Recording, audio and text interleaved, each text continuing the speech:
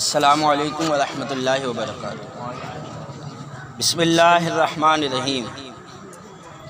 اللہ کے رسول صلی اللہ تعالی علیہ وسلم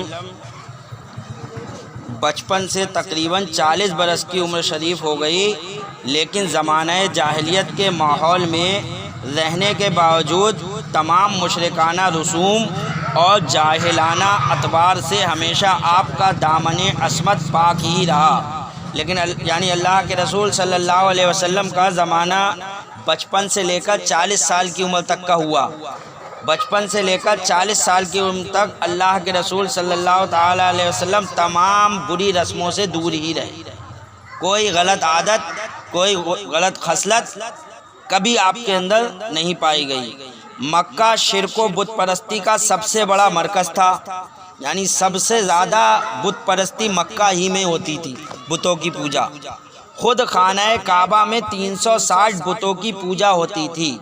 کعبہ شریف جس کی طرف رخ کر کے ہم لوگ نماز پڑھتے ہیں، دیکھا ہوگا آپ لوگوں نے کالا، اس میں تو اس کے اندر 360 بت رکھے ہوئے تھے۔ اسی خانہ کعبہ کے اندر 360 بت رکھے ہوئے تھے اور لوگ ان کی پوجا کرتے تھے۔ آپ کے خاندان والے ہی کعبے کے متولی اور سجادہ نشین تھے۔ خود حضور صلی اللہ تعالیٰ علیہ وسلم کے ہی خاندان والے اس کعبے کے متولی اور سجادہ نشین تھے، لیکن اس کے باوجود آپ نے کبھی بھی بتوں کے آگے سر نہیں جھکایا۔ کبھی بھی اللہ کے رسول صلی اللہ علیہ وسلم نے بتوں کے آگے اپنا سر نہیں جھکایا۔ چنانچہ اعلان نبوت کے بعد آپ کے دشمنوں نے انتہائی کوشش کی کہ کوئی ادنا سا عیب یا ذرا سی خلاف تہذیب کوئی بات آپ کی زندگی کے کسی دور میں بھی مل جائے تو اس کو اچھال کر آپ کے وقار پر حملہ کر کے لوگوں کی نگاہوں میں آپ کو ذلیل و خوار کر دیں۔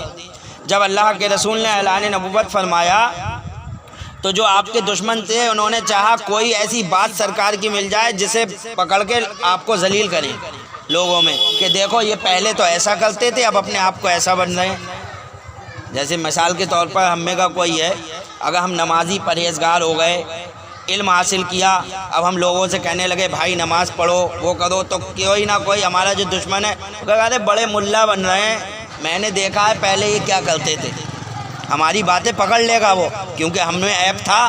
لیکن اللہ کے رسول صلی اللہ تعالی علیہ وسلم نے جب اعلان نبوت فرمایا اور لوگوں سے کہا ہے لوگوں ایک اللہ کی عبادت کرو، تو اس وقت آپ کے دشمنوں کو کوئی ایسی بات سرکار کی ملی ہی نہیں بچپن سے لے کر 40 سال کی عمر تک جس کو کہہ کے یہ کہتے کہ پہلے تو یہ ایسے تھے اب ایسا کر رہے ہیں۔ سرکار شروع سے ہی اچھے تھے ہر طرح سے، تو اس کو اچھال کر آپ کے وقار پر حملہ کر کے لوگوں کی نگاہوں میں آپ کو ذلیل و خوار کر دیں۔ مگر تاریخ گواہ ہے کہ ہزاروں دشمن سوچتے سوچتے تھک گئے، لیکن کوئی ایک واقعہ بھی ایسا نہیں ملا کہ جس سے وہ آپ پر انگشت نمائی کر سکیں۔ تو جب سرکار دو عالم صلی اللہ علیہ وسلم کے ظاہری زمانے کے جو دشمن تھے آپ کے ابو جہل، ابو لہب، اتنے بڑے بڑے دشمن، وہ ڈھونڈتے ڈھونڈتے تھک گئے کہ سرکار کا کوئی عیب مل جائے تو لوگوں کو بتا دیں، انہیں نہ ملا تو یہ آج کے دشمن سرکار کا کوئی عیب کہاں سے لے کر آئیں گے؟ میرے نبی میں کوئی عیب ہو تبھی تو عیب لائیں، میرا نبی کا دامن تو عیبوں سے پاک ہے۔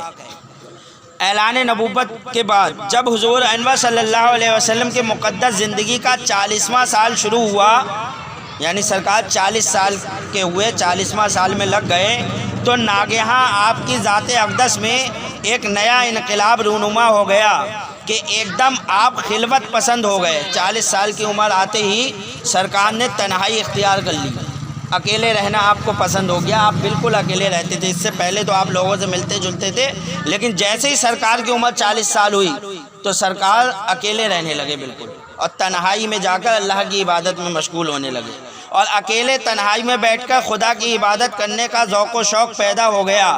آپ اکثر اوقات غور و فکر میں پائے جاتے تھے اور آپ کا بیشتر وقت مناظر قدرت کے مشاہدہ اور کائنات فطرت کے مطالعے میں صرف ہوتا تھا۔ دن رات خالق کائنات کی ذات و صفات کے تصور میں مستغرق اور اپنی قوم کے بگڑے ہوئے حالات کے سدھار اور اس کی تدبیروں کے سوچ و بچار میں مصروف رہنے لگے۔ اور ان دنوں میں ایک نئی بات یہ بھی ہو گئی کہ حضور صلی اللہ علیہ وسلم کو اچھے اچھے خواب نظر آنے لگے۔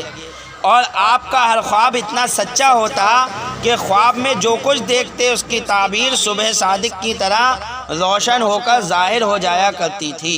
جو بھی ان دنوں میں آپ نے خواب دیکھا بالکل سچ ثابت ہو جاتا تھا۔ مکہ مکرمہ سے تقریباً 3 میل کی دوری پر جبل ہرا نامی پہاڑ کے اوپر ایک غار ہے جس کو غار ہرا کہتے ہیں۔ پہاڑوں میں کھو ہوتی ہیں، تو پہاڑ میں ایک غار تھی جو غار ہرا کے نام سے مشہور ہے۔ آج بھی وہ غار ہے، اور جانے والے لوگ بتاتے ہیں کہ وہاں تک پہنچنا بڑا مشکل ہے، بڑی دشواری کے ساتھ جو ہے وہاں پہنچا جاتا ہے۔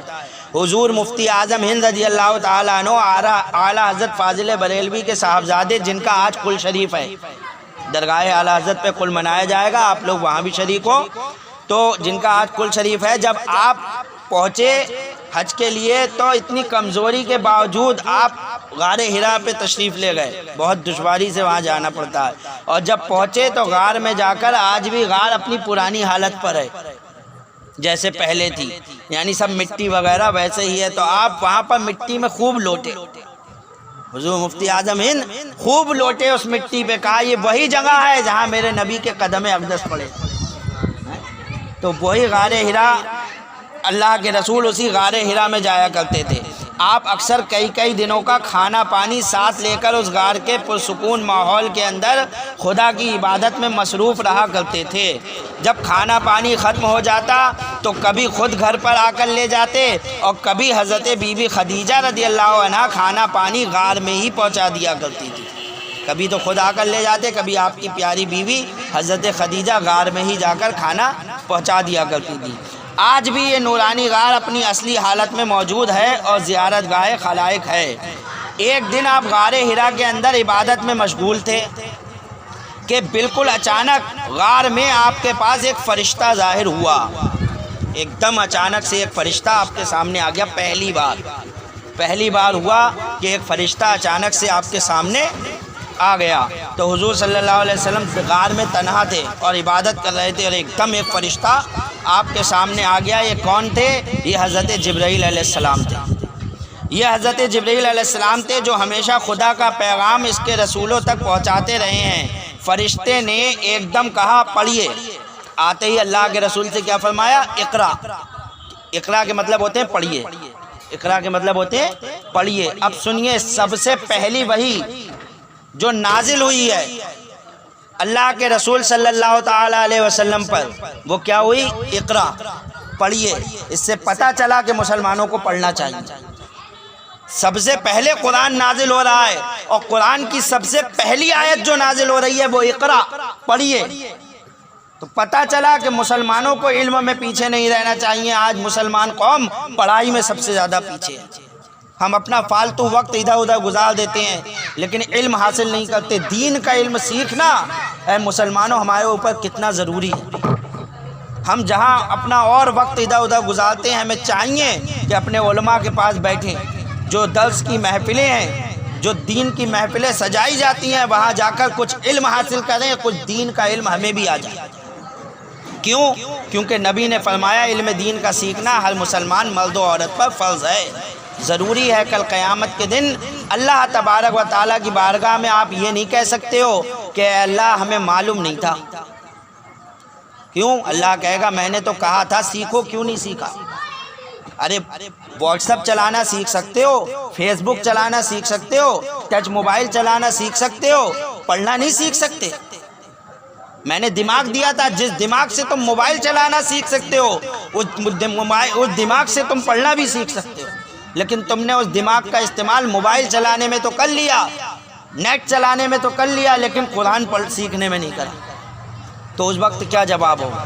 کوئی جواب نہیں ہوگا بھائیوں ہمارے پاس۔ اس لیے ہمیں چاہیے کہ ہم پڑھیں۔ تو کہا پڑھیے۔ آپ نے فرمایا کہ میں پڑھنے والا نہیں ہوں۔ اللہ کے رسول نے فرمایا لا انا بقاری، میں پڑھنے والا نہیں۔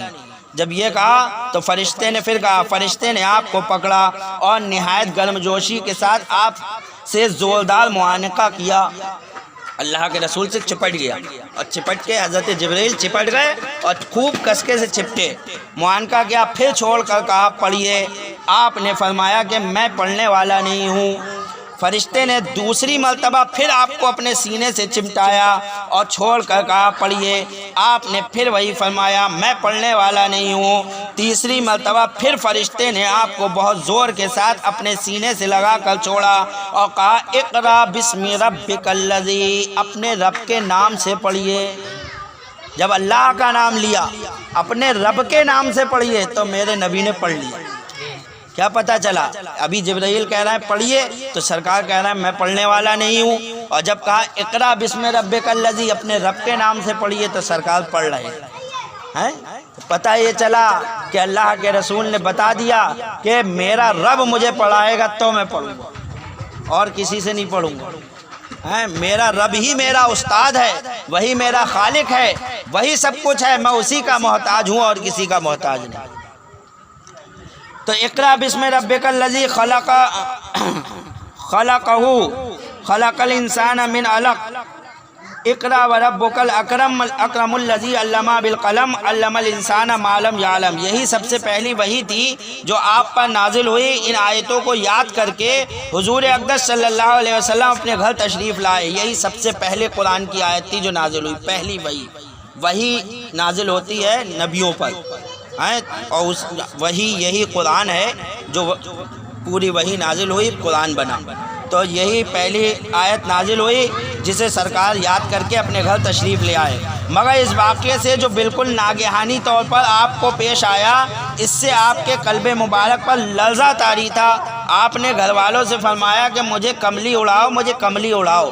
سرکار جب ایک دم کھو میں ایک فرشتہ اچانک سامنے آ گیا اور آپ سے کہا پڑھیے، تو آپ نے یاد کر کے آ تو گئے، لیکن ایک دل پر گھبراہٹ سی تھی کہ یہ کیا ہوا، ایک دم ایک اچانک سے کوئی واقعہ پیش آ جائے وہ بھی، تو ایک دل پر گھبراہٹ سی تھی۔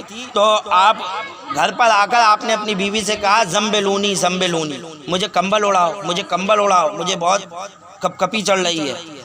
اور کچھ سکون جب ہوا آپ کو تو آپ نے حضرت بی بی خدیجہ رضی اللہ عنہا سے غار میں پیش آنے والا واقعہ بیان کیا اور فرمایا کہ مجھے اپنی جان کا ڈر ہے۔ یہ سن کر حضرت بی بی خدیجہ رضی اللہ عنہا نے کہا کہ نہیں، ہرگز نہیں، آپ کی جان کو کوئی خطرہ نہیں ہے، خدا کی قسم اللہ تعالیٰ کبھی بھی آپ کو رسوا نہیں کرے گا۔ جان کا ڈر کا یہ مطلب نہیں ہے کہ سرکار کو اپنی جان کا خوف تھا کہ میں مر جاؤں گا۔ جان کا ڈر ہے کہ لوگ کیا کہیں گے، کہ بتاؤ محمد جو ہے وہ گھبرا رہے ہیں تو رسوا نہ ہو جاؤں میں۔ حضرت خدیجہ کا یہ قول بتا رہا ہے کہ جان کا ڈر سے یہ مطلب نہیں تھا کہ میری جان چلی جائے گی۔ جو حضرت خدیجہ کہہ رہی ہیں کہ خدا کی قسم اللہ تعالیٰ کبھی بھی آپ کو رسوا نہ کرے گا، اس کا مطلب ہوا کہ آپ کو یہ ڈر تھا کہ لوگ کیا کہیں گے، کہ بتاؤ محمد صلی اللہ علیہ وسلم گھبرا رہے ہیں۔ تو کہا نہیں، آپ کو کبھی رسوا نہیں کرے گا۔ کیوں رسوا نہیں کرے گا؟ حضرت خدیجہ آپ کی بیوی کہتی ہیں آپ تو رشتہ داروں کے ساتھ بہترین سلوک کرتی ہیں۔ اللہ کے رسول، آپ کا عمل تو یہ ہے کہ آپ اپنے رشتہ داروں کے ساتھ بہت اچھا سلوک کرتے ہیں، دوسروں کا بار خود اٹھاتے ہیں۔ کوئی بوجھ کسی کا ہوتا ہے تو آپ خود اٹھا لیتے ہیں۔ کوئی بزرگ دیکھا جا رہا ہے بہت بھاری وزن ہے تو آپ نے فوراً اس کے وزن کو لے لیا، کہا چلو میں چھوڑا ہوں، کہاں تک جانا۔ یہ عادت ہمارے نبی کی تھی تو ہمارے اندر بھی ہونا چاہیے بھائیو۔ کسی کو دیکھیں پریشان حال، دیکھیں کوئی پریشان ہے، بزرگ ہے، تو ہمیں فوراً اس کی مدد کرنا چاہیے۔ بلکہ آج مسلمانوں میں کیا ہو گیا ہے، اگر کوئی گر رہا ہے تو لوگ ہنس رہے ہیں۔ نہیں، گر تو وہ سہارا دینا، یہی تو ہمارے نبی کا اخلاق تھا، یہی تو ہمارے نبی کا طریقہ تھا، ہمیں وہی طریقہ اپنانا چاہیے۔ اگر کوئی گر جائے، کوئی ٹھوکر کھا جائے تو ہمیں ہنسنا نہیں چاہیے، بلکہ ہمیں اور سہارا دے کر اس کو کھڑا کر دینا چاہیے۔ خود کما کما کر مفلسوں اور محتاجوں کو عطا فرماتے ہیں، مسافروں کی مہمان نوازی کرتے ہیں اور حق و انصاف کے خاطر سب کی مصیبتوں اور مشکلات میں کام آتے ہیں۔ لہذا جب آپ اتنے اچھے اخلاق والے ہیں تو اللہ آپ کو ہرگز رسوا نہ کرے گا۔ اس کے بعد حضرت خدیجہ رضی اللہ عنہ آپ کو اپنے چچا زاد بھائی ورقہ بن نوفل کے پاس لے گئیں۔ ورقہ ان لوگوں میں سے تھے جو موحد تھے۔ ورقہ بن نوفل یہ حضرت خدیجہ کے چچا زاد بھائی تھے اور یہ بھی بتوں کی پوجا نہیں کرتے تھے، صرف ایک اللہ کو مانتے تھے، اور اہل مکہ کے شرک و بت پرستی سے بیزار ہو کر عیسائی ہو گئے تھے۔ انہوں نے دیکھا تھا کہ سب بتوں کی پوجا کر رہے ہیں تو انہوں نے چھوڑ دیا وہ سب اور عیسائی بن گئے تھے، یعنی عیسیٰ علیہ السلام کے دین پر تھے۔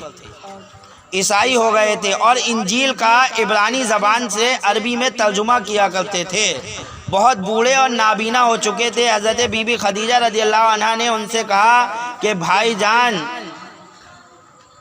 انہیں سنیے۔ ورقہ بن نوفل نے کہا بتائیے آپ نے کیا دیکھا ہے؟ حضور صلی اللہ علیہ وسلم نے غار حرا کا پورا واقعہ بیان فرمایا۔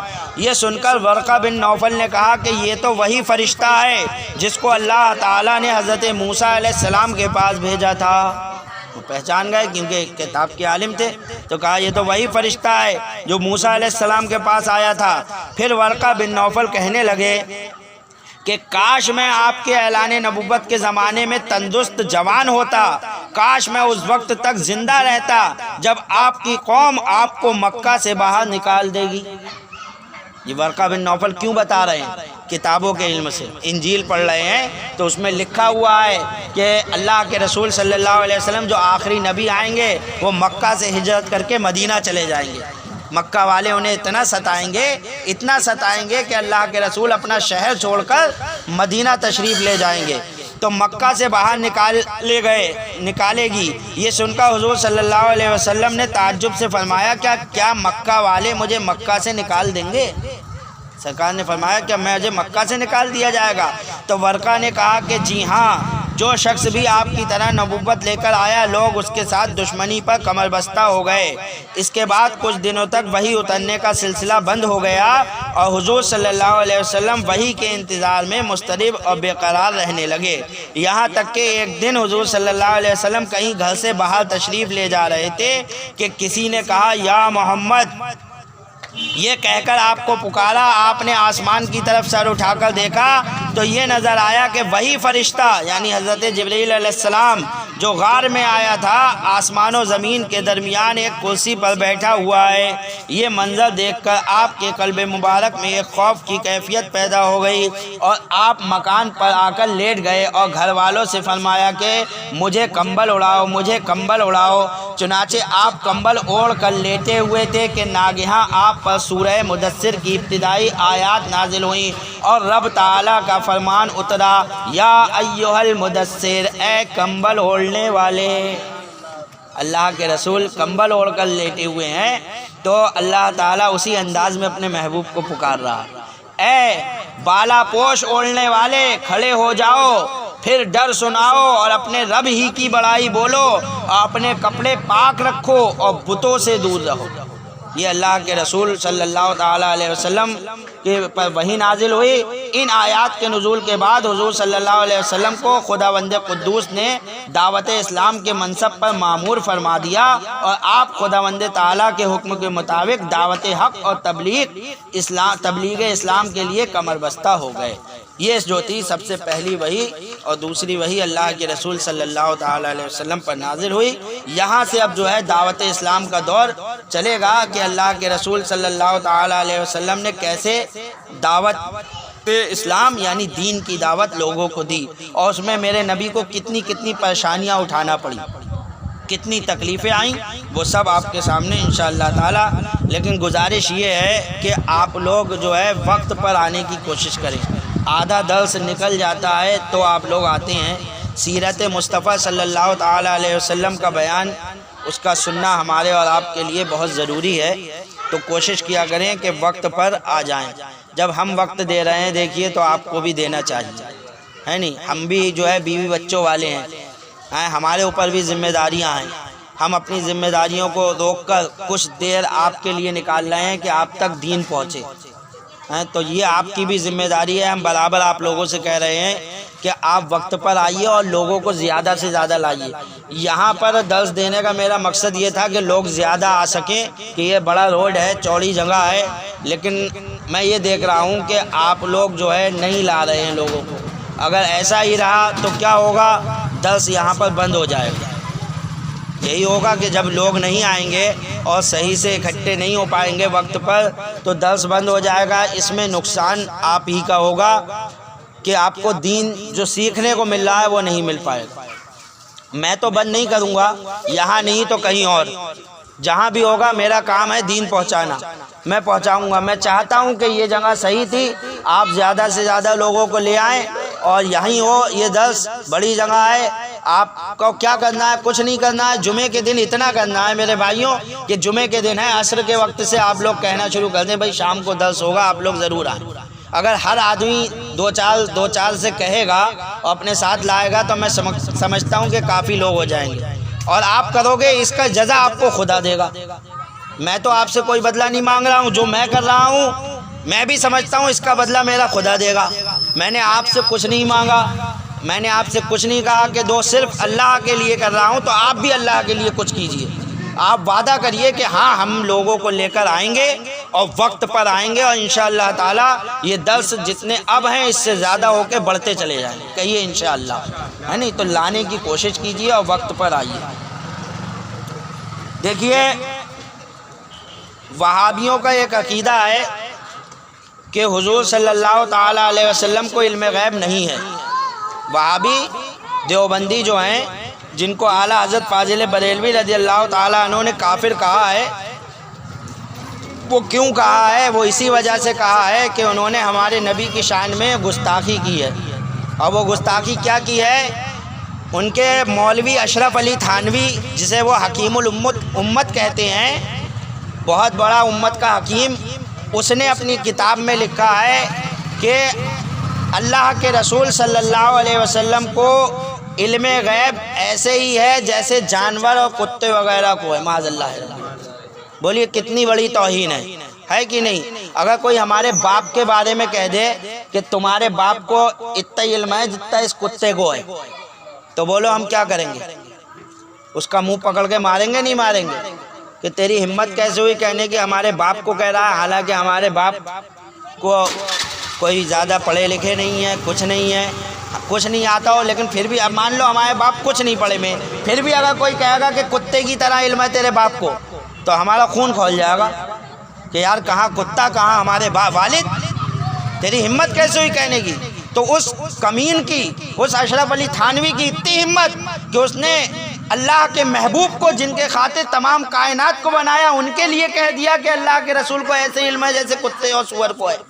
معاذ اللہ رب العالمین. تو ایسے وہابیوں، ایسے دیوبندیوں سے اللہ کے رسول صلی اللہ تعالی علیہ وسلم کے پیارے عاشق اعلیٰ حضرت فاضل بریلوی رضی اللہ تعالیٰ عنہ نے فرمایا کہ ان سے دور ہو جاؤ، بالکل ان کے قریب مت بھٹکو، ان کے مولویوں سے دور رہو، ان کی جماعتوں سے دور رہو، ان سے ہر طرح دوری رکھو، نہ ان سے رشتہ داری کرو، نہ ان کے یہاں کھاؤ پیو، جو ہمارے نبی کا نہیں وہ ہمارا نہیں. سیدھی سی بات یہ ہے. اب ہم عقیدہ جو یہ بیان کر رہے ہیں، جو انہوں نے کہا کہ اللہ کے رسول کو علم غیب نہیں ہے، اب ہم بتا رہے ہیں ہے یا نہیں. اللہ عز و جل نے انبیاء علیہ السلام کو اپنے غیوب پر اطلاع دی. زمین و آسمان کا ہر ذرہ ہر نبی کے پیش نظر ہے.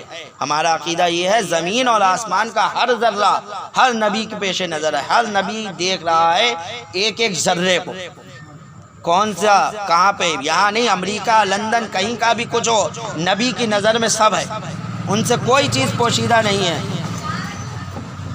مگر یہ علم غیب کہ ان کو ہے، اللہ کے دیے سے ہے، لہذا ان کا علم عطائی ہوا. ہاں اتنا ہے کہ یہ جو علم غیب ہے، جو ہم کہہ رہے ہیں کہ اللہ کے نبیوں کو ذرے ذرے کا علم ہے، یہ کیسا ہے؟ اللہ کا دیا ہوا ہے. بولو کیسا ہے؟ اللہ کا دیا ہوا ہے. اور جو چیز دی ہوئی ہوتی ہے وہ اسے کہتے ہیں عطائی، عطا کی ہوئی. کیا کہتے ہیں؟ عطائی. تو یہ علم غیب کیسا ہو گیا؟ عطائی. یہ علم غیب ہوا عطائی. اللہ تبارک و تعالیٰ کے رسول کو علم غیب ہے، لیکن کون سا؟ عطائی، اللہ کا دیا ہوا ہے. اور علم عطائی اللہ عز و جل کے لیے محال ہے. اور اللہ تبارک و تعالیٰ کو جو علم غیب ہے وہ کسی کا دیا ہوا ہے؟ کسی کا دیا ہوا نہیں ہے. جو اللہ کو علم غیب ہے وہ تو اس کا خود کا ہے، اس کو کسی نے تھوڑی دیا. تو بولو دونوں علم غیب میں فرق نظر آیا یا نہیں؟ اللہ کا علم غیب تو اس کا اپنا ہے، کسی نے دیا نہیں ہے. اور نبی کا علم غیب اللہ کا دیا ہوا ہے. تو جو چیز عطائی ہے وہ علم غیب، اور ایک ہے ذاتی اللہ کا اپنا. کتنا بڑا فرق ہے، بولو فرق دکھ رہا ہے نہیں؟ پھر وہاں بھی کہتے ہیں کہ تم نے جو ہے علم غیب مان کر نبی کو اللہ کے برابر پہنچا دیا. نادان برابر کیسے ہو گئے؟ وہ اللہ کا دیا ہوا ہے وہ ایک علم، اور اللہ کا جو غیب ہے وہ کسی کا دیا ہوا نہیں ہے. کہاں برابر ہوا؟ نبی محتاج ہیں اللہ کے علم غیب میں اور اللہ کسی کا محتاج نہیں ہے اپنے علم میں. اتنا بڑا فرق دکھائی نہیں دے رہا اور کہہ رہا ہو کہ دونوں برابر ہو گئے. کیسے برابر ہو گئے؟ یہ ہرگز برابری نہیں ہے. اور اللہ کے لیے کوئی علم عطائی مانے کہ اللہ کو علم عطائی ہے تو کافر ہو جائے گا. اللہ کو کوئی دے ہی نہیں سکتا، جو کچھ ہے اس کا اپنا ہے. تو اللہ کا علم غیب جو ہے وہ ذاتی ہے اور نبی کا علم غیب عطائی ہے. یہ بہت بڑا فرق ہے. اللہ کے لیے علم غیب عطائی ماننا یہ محال ہے کہ اس کے کوئی صفت کوئی کمال کسی کا دیا ہوا نہیں ہو سکتا، بلکہ ذاتی ہے. جو لوگ انبیاء بلکہ سید الانبیاء صلی اللہ تعالیٰ علیہ وسلم سے مطلق علم غیب کی نفی کرتے ہیں وہ قرآن عظیم کی اس آیت کے مصداق ہیں. افتؤمنون ببعض الکتاب وتکفرون ببعض، یعنی قرآن عظیم کی بعض باتیں مانتے ہیں اور بعض کے ساتھ کفر کرتے ہیں کہ آیت نفی دیکھتے اور ان آیتوں سے جن میں انبیاء علیہ السلام کو علم غیب عطا کیا جانا بیان کیا گیا ہے انکار کرتے ہیں. حالانکہ نفی و اثبات دونوں حق ہیں کہ نفی علم ذاتی کی ہے کہ یہ خاصہ الوہیت ہے، اس بات عطائی کا ہے کہ یہ انبیاء ہی کی شایان شان ہے. یعنی قرآن میں دونوں طریقے کی آیتیں آئی ہیں. کچھ آیتیں یہ آئی ہیں جس میں یہ آیا ہے کہ اللہ کے علاوہ کسی کو علم غیب نہیں. میں آپ کو بتاؤں تاکہ وہاں بھی آپ کو دھوکہ نہ دیں. قرآن میں کچھ آیتیں ہیں جس کا مطلب یہ ہے کہ اللہ کے علاوہ کسی کو علم غیب نہیں ہے، اور کچھ آیتیں یہ ہیں جس میں ہے کہ اللہ تبارک و تعالیٰ اپنے پسندیدہ رسولوں کو علم غیب دیتا ہے. ہو گئی دو طرح کی آیتیں. ایک آیت کا ترجمہ یہ ہو رہا ہے کہ اللہ کے علاوہ کسی کو علم غیب نہیں ہے. ایک آیت میں یہ اللہ فرما رہا ہے کہ اللہ تعالیٰ اپنے غیب پر کسی کو مطلع نہیں کرتا سوائے اپنے پسندیدہ رسولوں کے. اپنے پسندیدہ رسولوں کو علم غیب دیتا ہے. تو دو طرح کی آیتیں ہیں. تو اب دونوں میں کیا کہہ رہو گے آپ؟ تو جس میں اللہ نے یہ فرمایا کہ اللہ کے علاوہ کوئی علم غیب نہیں جانتا، اس کا مطلب یہ ہے کہ ذاتی علم کسی کو نہیں ہے، بغیر اللہ کے دیے کوئی جان ہی نہیں سکتا. جو جہاں جہاں قرآن میں یہ آیا کہ اللہ کے علاوہ کسی کو علم غیب نہیں، اس کا مطلب ہی یہی ہے کہ بغیر اللہ کے دیے کسی کو علم غیب ہو ہی نہیں سکتا. اور دوسری جو ہے وہ تو واضح ہے کہ اللہ جسے چاہتا ہے اسے علم عطا کر دیتا ہے. تو دونوں آیتوں میں کوئی تضاد نہیں ہے، کوئی لڑائی نہیں ہے. وہاں بھی انہی آیتوں کو لے کر آتے ہیں، سنیوں کو سناتے ہیں کہ دیکھو قرآن میں لکھا ہوا ہے کہ اللہ کے علاوہ کوئی غیب نہیں جانتا، اور ان آیتوں کو چھپا لیتے ہیں جس میں لکھا ہے کہ اللہ فرماتا ہے کہ اللہ تعالیٰ اپنے پیارے پسندیدہ رسولوں کو علم غیب عطا کرتا ہے، وہ چھپا جاتے ہیں. تو یہ دونوں آیتیں میں نے آپ کو ترجمہ سنا دیا. آپ جو ہے آپ سے کوئی بھی بحث کرے تو آپ یاد رکھیے گا اس بات کو.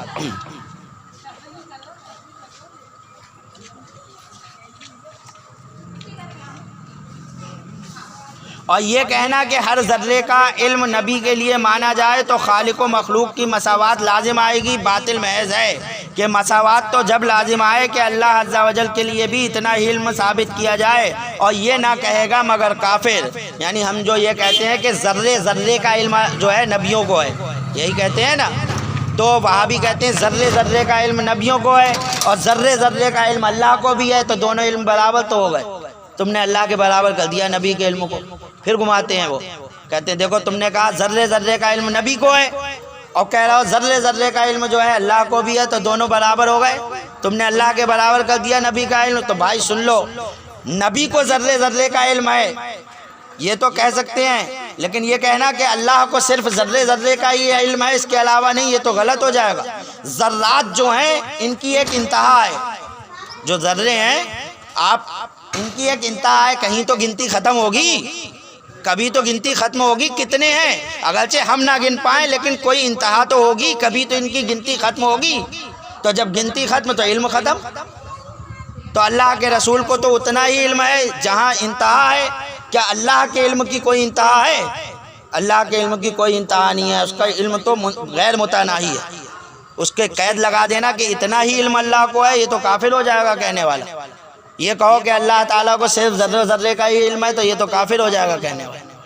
یہ تو نبی کی شان ہے، تو اسی کو کہہ رہے ہیں کہ ہر ذرے کا علم نبی کے لیے مانا جائے تو خالق و مخلوق کی مساوات لازم آئے گی. باطل محض ہے کہ مساوات تو جب لازم آئے کہ اللہ عز و جل کے لیے بھی اتنا ہی علم ثابت کیا جائے، اور یہ نہ کہے گا مگر کافر ذرات عالم متناہی ہیں اور اس کا علم غیر متناہی، ورنہ جہل لازم آئے گا، اور یہ محال کہ خدا جہل سے پاک۔ نیک ذاتی و عطائی کا فرق بیان کرنے پر بھی مساوات کا الزام دینا صراحتاً ایمان و اسلام کے خلاف ہے۔ کل ملا کے جو ہمارا اور آپ کا عقیدہ ہے کہ اللہ کے رسول کو علم غیب ہے، وہی جو ہے مسلک حق ہے، ہمیں اور آپ کو اسی پر قائم رہنا ہے۔ کوئی لاکھ کہے کہ اللہ کے رسول کو علم غیب نہیں ہے، ہرگز اس کی بات کو نہیں ماننا۔ ایسا کہنے والا کافر ہے، اسلام سے خارج ہے۔ وہ آپ کو بتائے کہ نہیں ایسا ویسا، تو میں نے آپ کو بتا دیا۔ آپ یاد رکھیں ایک بات، صرف اتنا یاد رکھیں گے تو وہابیوں کو جواب دے دیں گے کہ نبی کا علم عطائی ہے اور اللہ کا علم ذاتی ہے۔ اللہ کا علم کسی کا دیا ہوا نہیں ہے اور نبی کا علم اللہ کا دیا ہوا ہے، یہ بہت بڑا فرق ہے۔ نبی محتاج ہیں اپنے علم میں خدا کے، اور خدا محتاج نہیں ہے اپنے علم میں کسی کا، بہت بڑا فرق ہے۔ کہاں برابر ہوا؟ آپ برابر کہہ رہے ہو، نبی اور اللہ کا علم کہاں برابر ہوا؟ نبی محتاج ہیں اپنے علم میں خدا کے، اور خدا محتاج نہیں ہے اپنے علم میں کسی کا۔